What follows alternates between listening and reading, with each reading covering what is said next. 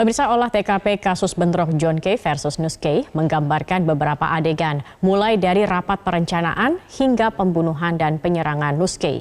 Informasi selengkapnya akan disampaikan oleh Diandra Mukni langsung dari Tangerang, Banten. Diandra, dalam beberapa lokasi pada olah TKP terungkap tempat-tempat yang digunakan untuk rapat atau merencanakan pembunuhan terhadap Nus K. Bisakah Anda lebih elaborasi lagi terkait hal ini?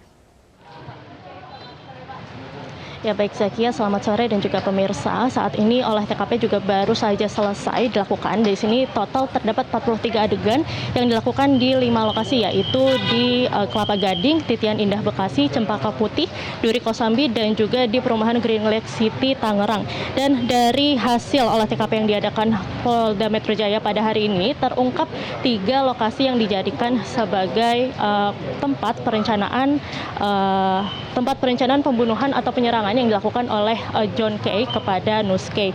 Dan 3 lokasi tersebut adalah di tempat yang ada di Kelapa Gading yang sebagai tempat pertemuan atau rapat. Lalu setelahnya para tersangka ini mengarah ke tempat kediaman John K. atau markas John K. yang berada di Titian Indah Bekasi. Lalu ketiga di RCC Cempaka Putih. Di sini di RCC sendiri para tersangka ini diberikan arahan terakhir kepada anggota lainnya, di mana di sini dibagikan tugas atau peran-peran masing-masing anggota, dan juga dibagikan juga senjata tajam dan juga tombak dan juga mobil yang digunakan untuk menyerang di perumahan Green Lake City milik Nus K ini, Zakia. Ya, Diandra, dalam olah TKP ini apakah John K. hadir di sana dan apakah terungkap apa sebenarnya peran utama dari John K. dalam kasus ini?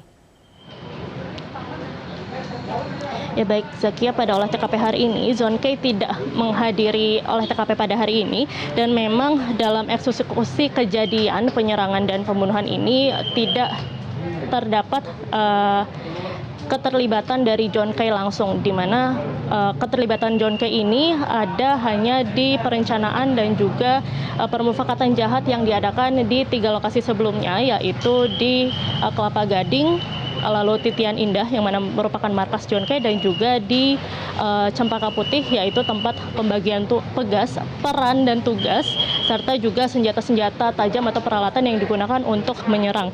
Dan juga untuk sejauh ini, menurut informasi yang kami dapatkan dari kepolisian, motif